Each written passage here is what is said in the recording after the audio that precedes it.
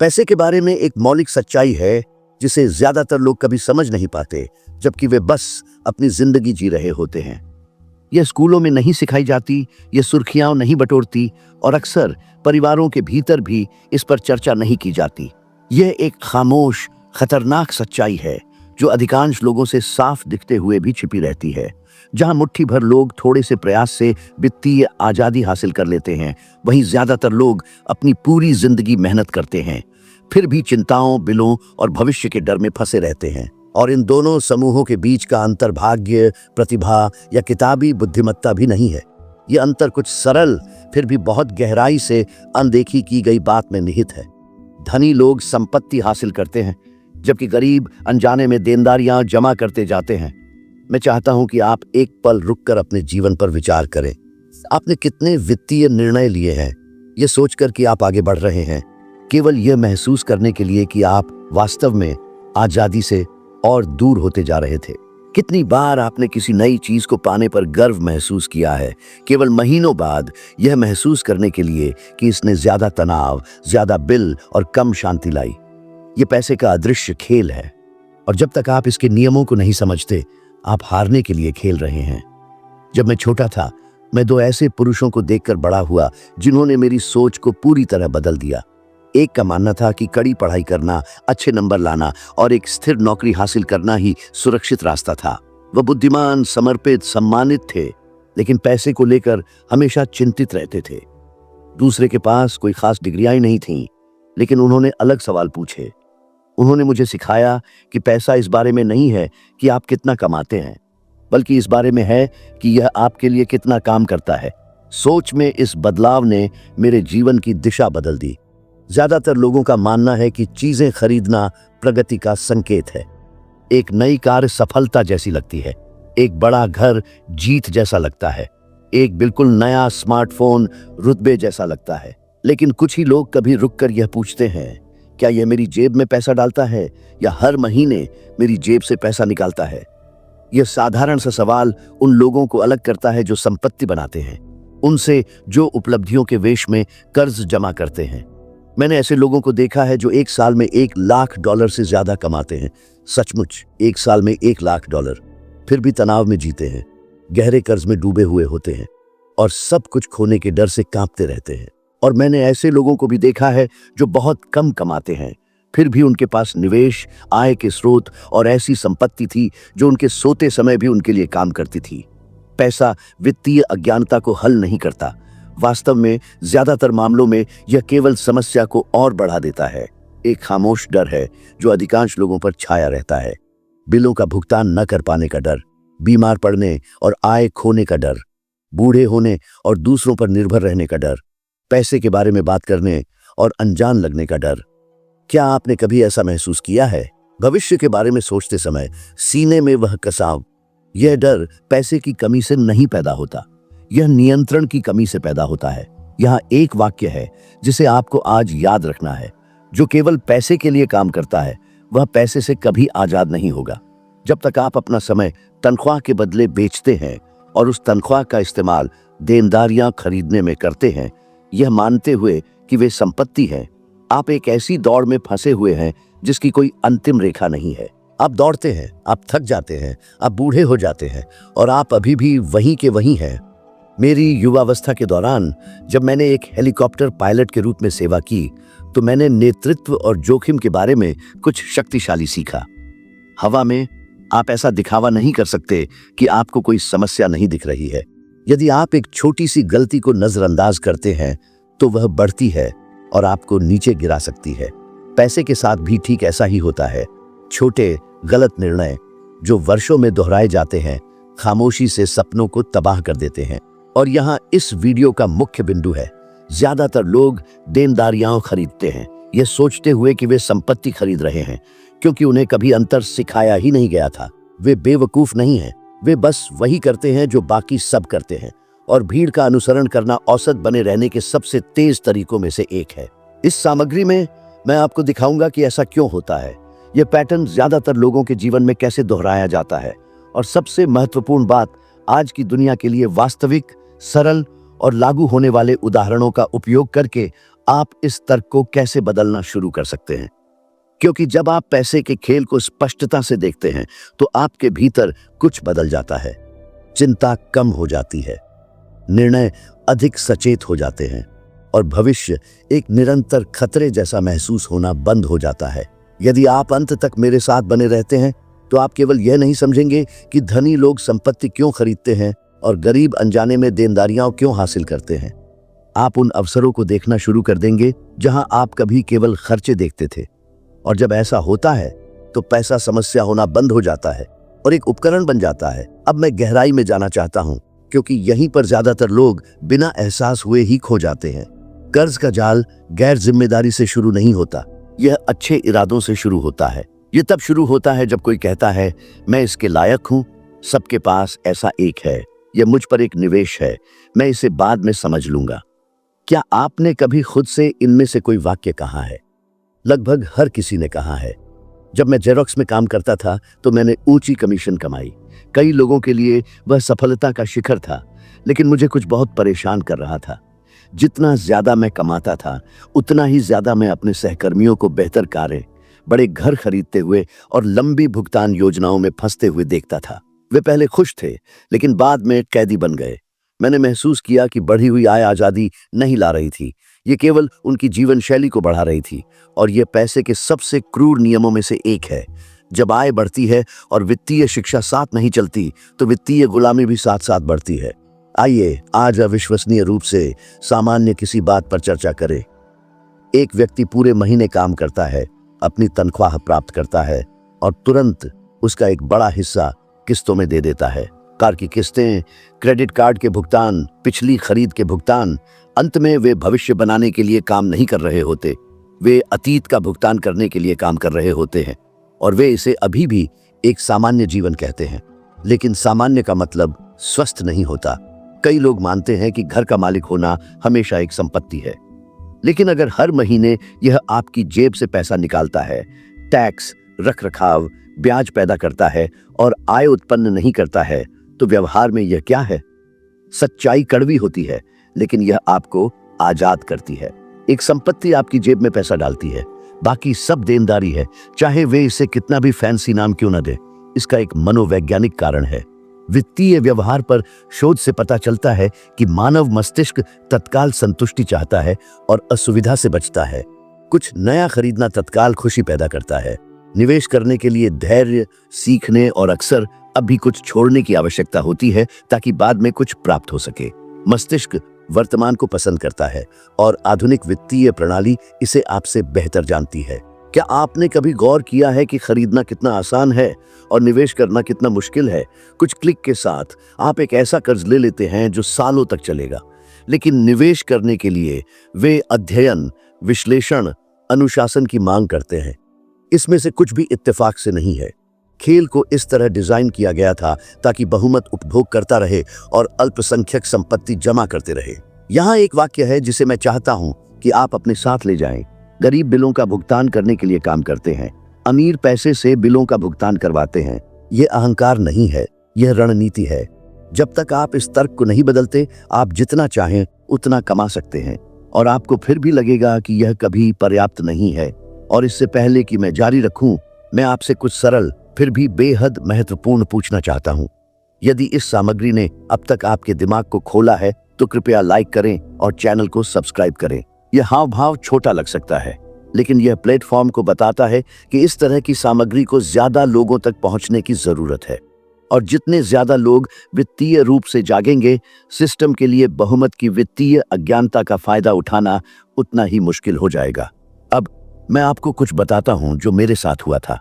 जब मेरे पहले व्यवसाय विफल हो गए तो मैं गहरे कर्ज में था, शर्मिंदा था और डरा हुआ था।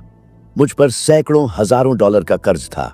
स्पष्ट रूप से कहूं तो सैकड़ों हजारों डॉलर का। मैं एक सुरक्षित नौकरी पर वापस जा सकता था, जैसा कि कई लोगों ने सलाह दी थी, लेकिन मैंने उस पल कुछ महत्वपूर्ण समझा।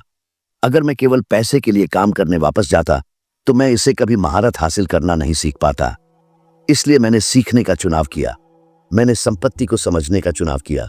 मैंने अपने वित्तीय निर्णयों की पूरी जिम्मेदारी लेने का चुनाव किया। ज्यादातर लोग इस पल से भागते हैं, वे संख्याओं को देखने की असुविधा से भागते हैं। वे सीखने से कतराते हैं क्योंकि उन्हें लगता है कि यह बहुत जटिल है। लेकिन न सीखने की कीमत हर महीने चुकानी पड़ती है, ब्याज, तनाव और रातों की नींद हराम के रूप में। आज आधुनिक युग में संपत्ति केवल रियल एस्टेट या बड़ी कंपनियां नहीं है। संपत्ति डिजिटल व्यवसाय, कॉपीराइट, निवेश जो नकदी प्रवाह उत्पन्न करते हैं, मुद्रीकरण योग्य कौशल जो आवर्ती आय पैदा करते हैं हो सकते हैं। सवाल यह नहीं है कि क्या आपके पास निवेश करने के लिए पैसा है। सवाल यह है, क्या आप अपने पैसे का उपयोग संपत्ति बनाने के लिए कर रहे हैं या उन कर्जों को खिलाने के लिए जो आपको व्यस्त रखते हैं लेकिन आजाद नहीं। और यहाँ एक साधारण चुनौती है, यदि आप तैयार हैं। अगले 30 दिनों के लिए किसी भी खरीद से पहले खुद से बस एक सवाल पूछें, क्या यह मेरी जेब में पैसा डालता है या मेरी जेब से पैसा निकालता है। यदि यह पैसा निकालता है तो खरीदने से पहले 24 घंटे प्रतीक्षा करें। यह छोटा विलंब निर्णयों को बदलता है, आदतों को बदलता है और आपके वित्तीय दिमाग को फिर से प्रोग्राम करना शुरू करता है। धनी लोग पैसा खर्च करने से पहले एक सवाल पूछते हैं और ज्यादातर लोग कभी नहीं पूछते। वह सवाल यह नहीं है कि क्या मैं इसे खरीद सकता हूं, क्योंकि लगभग हर कोई किस्तों में कुछ खरीद सकता है। असली सवाल यह है, क्या यह मुझे अधिक आजाद बनाएगा या अधिक निर्भर। यह सरल लगता है, लेकिन वह सवाल सब कुछ बदल देता है। जब मैंने असली निवेशकों का अध्ययन करना शुरू किया, ऐसे लोग जिन्होंने स्थायी धन बनाया, तो मैंने एक बहुत स्पष्ट पैटर्न देखा। वे यह सोचकर शुरू नहीं करते कि उन्हें क्या खरीदना है। वे यह सोचकर शुरू करते हैं कि वे अपनी खुद की तनख्वाह का उपयोग किए बिना इसका भुगतान कैसे करेंगे। पहले संपत्ति आती है, फिर इनाम आता है। ज्यादातर लोग ठीक इसके विपरीत करते हैं। वे पहले खरीदते हैं, फिर प्रार्थना करते हैं कि वे भुगतान करने में सक्षम हों। क्या आपने कभी गौर किया है कि कितने लोग बस अपनी अगली वेतन वृद्धि, अगले बोनस या अगली तनख्वाह का इंतजार करते हुए जीते हैं, बस सांस लेने के लिए। ऐसा इसलिए होता है क्योंकि उन्होंने एक ऐसा जीवन बनाया है जो पूरी तरह से सक्रिय आय पर निर्भर करता है। अगर वे काम करना बंद कर दें तो सब कुछ बिखर जाता है। यह वयस्कता के सबसे बड़े अनकहे डरों में से एक है और लगभग कोई भी इस बारे में खुलकर बात नहीं करता। मुझे वह पल अच्छी तरह याद है जब मुझे यह एहसास हुआ था। मैं एक साधारण अचल संपत्ति निवेश का विश्लेषण कर रहा था। वह कोई शानदार या दिखावटी चीज नहीं थी, लेकिन वह हर एक महीने मेरे जेब में पैसे डाल रही थी। वहीं मेरे जानने वाले लोग अपनी कारों की अदला बदली कर रहे थे, लंबी अवधि के भुगतान ले रहे थे, रुतबे के पीछे भाग रहे थे। मैंने एक अलग चुनाव किया। मैंने सफलता का दिखावा छोड़ दिया ताकि मैं उसकी वास्तविकता का निर्माण कर सकूं, और उस फैसले ने मेरा भविष्य पूरी तरह बदल दिया। लाइफस्टाइल क्रीप नामक एक खतरनाक भ्रम है। जब आप अधिक कमाते हैं तो आप स्वतः ही अधिक खर्च करते हैं। ये कोई संयोग नहीं है, ये सामाजिक अनुकूलन है। खुशी और उपभोग पर किए गए अध्ययनों से पता चलता है कि किसी नई खरीद का आनंद बहुत कम समय के लिए होता है, बहुत ही कम समय के लिए, लेकिन उसके भुगतान का दायित्व कई सालों तक बना रहता है। मस्तिष्क जल्दी से आराम के अनुकूल हो जाता है, लेकिन वह कर्ज के तनाव के अनुकूल नहीं होता। मैं चाहता हूं कि आप यह वाक्यांश याद रखें, कर्ज से खरीदी गई विलासिता अच्छी तरह से रंगी गई गरीबी है। ये बात सुनकर आपको शायद चोट पहुंचे, लेकिन दशकों तक उस तरह से जीना कहीं अधिक दुखदाई होता है। आइए इसे आज के समय में लाते हैं, उस वास्तविकता में जिसका अधिकांश लोग सामना करते हैं। कल्पना कीजिए कि किसी को कुछ अतिरिक्त पैसे मिलते हैं। सामान्य प्रतिक्रिया इसे खर्च करना होता है, अपना फोन अपग्रेड करना, कपड़े खरीदना, यात्रा पर जाना। एक संपत्ति आधारित मानसिकता एक अलग सवाल पूछती है, मैं इस राशि को कुछ ऐसा कैसे बना सकता हूं जिससे हर एक महीने आय उत्पन्न हो। यह एक छोटा व्यवसाय हो सकता है, एक निवेश हो सकता है, एक डिजिटल परियोजना हो सकती, कुछ ऐसा जो प्रारंभिक प्रेरणा फीकी पड़ने पर भी मौजूद रहे। बहुत से लोग कहते हैं, यह मेरे लिए नहीं है, यह अमीर लोगों के लिए है, मेरे पास पर्याप्त पैसे नहीं है। लेकिन सच्चाई यह है कि संपत्ति के लिए दौलत की नहीं, एक निश्चित मानसिकता की आवश्यकता होती है। मैंने लोगों को छोटी लगातार मात्रा से शुरुआत करते देखा है, जबकि दूसरों ने सीखने के डर से बड़े अवसरों को गंवा दिया। गलतियां करने का डर भी होता है और वह डर लोगों को पंगु बना देता है। स्कूल ने हमें सिखाया कि गलती करना एक असफलता है। वास्तविक दुनिया में गलतियां करना प्रक्रिया का हिस्सा है। मेरे सबसे बड़े सबक मेरी वित्तीय गलतियों से आए, न कि मेरी सफलताओं से। समस्या गलतियां करना नहीं है, समस्या हमेशा वही गलतियां करना है। और यहाँ कुछ ऐसा है जो लगभग कोई नहीं बताता। धनी लोग कर्ज से नहीं बचते, वे खराब कर्ज से बचते हैं। देनदारियों को हासिल करने के लिए इस्तेमाल किया गया कर्ज आपकी ऊर्जा को खत्म कर देता है। एक ऐसी संपत्ति को हासिल करने के लिए इस्तेमाल किया गया कर्ज जो खुद अपना भुगतान करती है, वह रणनीति है। लेकिन इसके लिए ज्ञान, विश्लेषण और जिम्मेदारी की आवश्यकता होती है। ये कोई जुआ नहीं है, ये कोई आवेग नहीं है। क्या आपने कभी सोचा है कि शायद आज आपकी सबसे बड़ी संपत्ति आपका वित्तीय ज्ञान है? क्योंकि जब तक यह बढ़ता नहीं, तब तक आने वाला कोई भी पैसा आपकी उंगलियों से फिसल जाता है। लेकिन जैसे जैसे यह बढ़ता है, पैसे की एक छोटी सी राशि भी गुणा होने लगती है। मैं आपको एक सीधा सवाल पूछकर चुनौती देना चाहता हूं। अगर कल आप 6 महीने बिना काम किए रहें, तो क्या आपका वित्तीय जीवन बचा रहेगा या सब कुछ आपके अगले वेतन पर निर्भर करेगा? मुझे जवाब न दें, खुद को जवाब दें। वह प्रतिक्रिया बताती है कि आप पैसे के खेल में वास्तव में कहां खड़े हैं। अब मैं आपको दिखाना चाहता हूं कि यह तर्क वास्तविक दुनिया में कैसे काम करता है, क्योंकि यह सिर्फ किताब का सिद्धांत नहीं है। यह वास्तविक जीवन है जिसमें नाम, परिणाम और बहुत अलग निष्कर्ष हैं। और एक बार जब आप इन पैटर्न को पहचान लेते हैं, तो यह ढोंग करना असंभव हो जाता है कि आप नहीं जानते थे।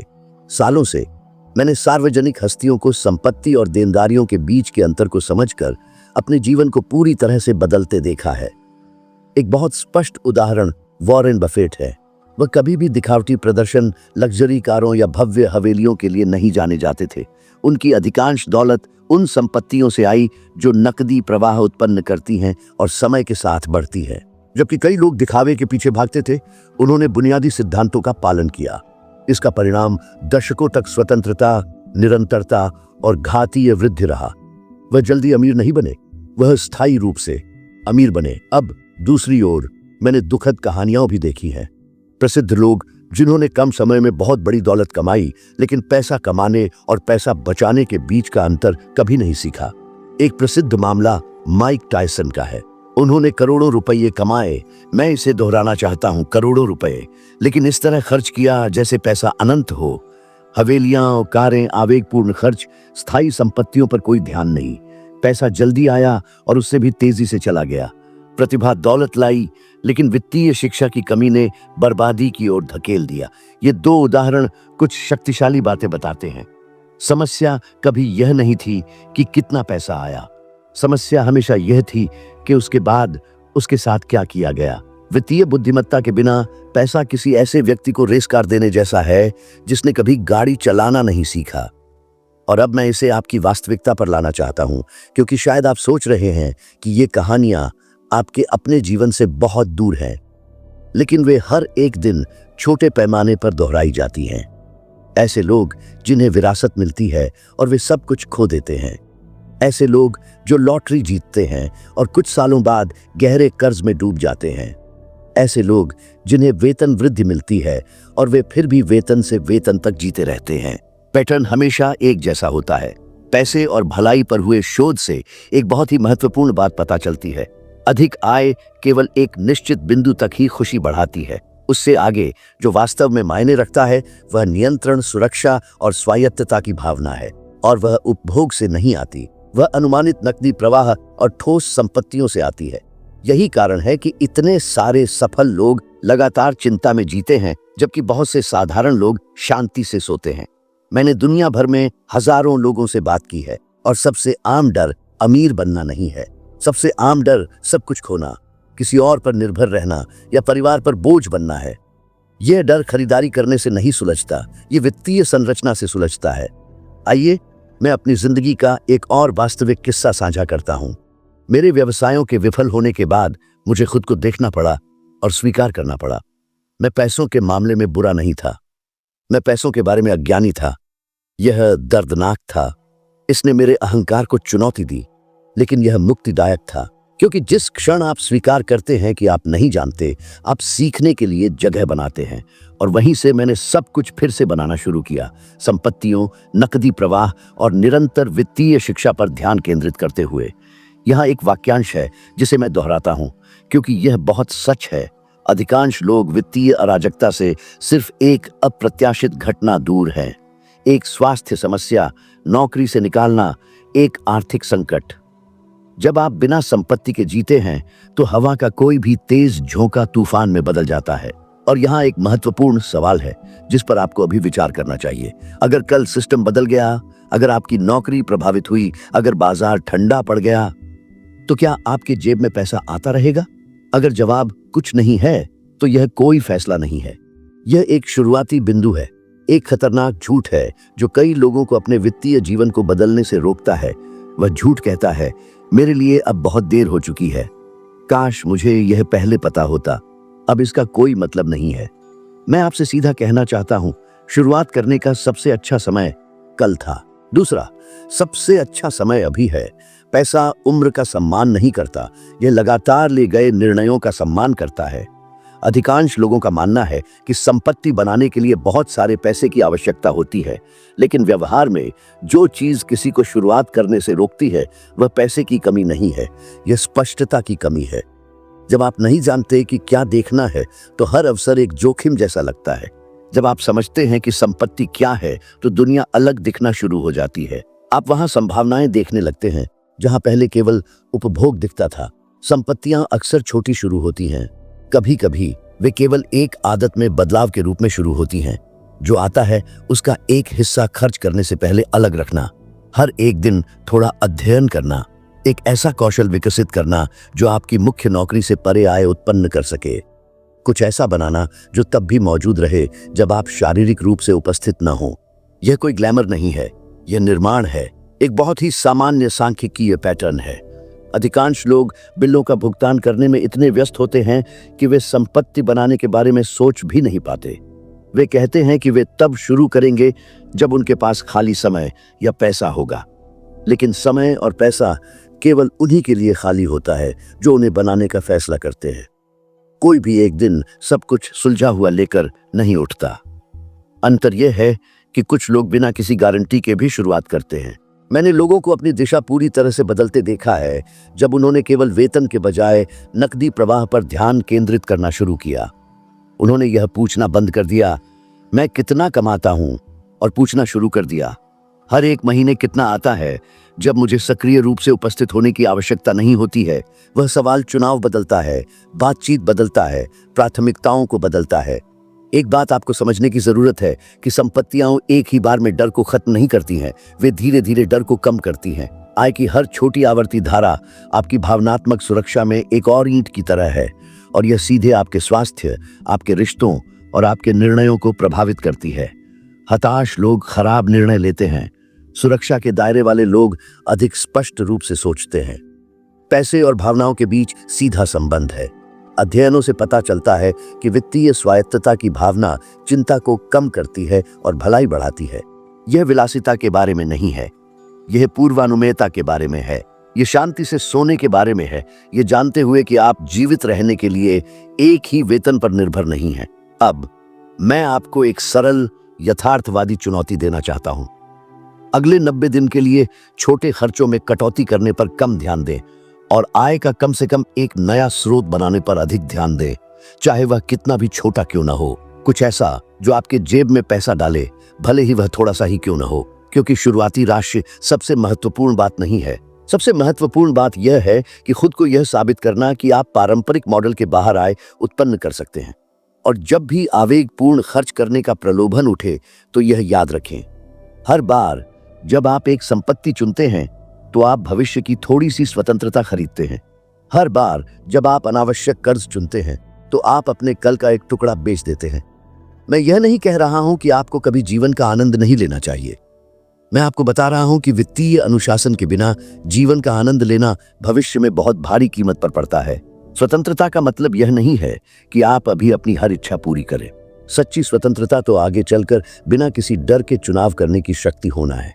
अगर मैंने जीवन में एक बात सीखी है तो वह यह है, पैसा एक बेहतरीन नौकर है लेकिन एक भयानक मालिक। जब आप इसे संपत्ति की ओर निर्देशित करना सीखते हैं तो यह आपके लिए काम करना शुरू कर देता है, और जब ऐसा होता है तो जीवन हल्का हो जाता है, आपके विकल्प व्यापक हो जाते हैं और भविष्य अब एक लगातार खतरा नहीं लगता। अगर इस जानकारी ने किसी भी तरह से आपके विचारों को नई दिशा दी है तो कृपया इस वीडियो को किसी खास व्यक्ति के साथ साझा करें। कभी कभी एक अकेला विचार सही समय पर आता है और जीवन की दिशा को पूरी तरह से बदल देता है। मैं आपको अगले वीडियो में मिलूंगा।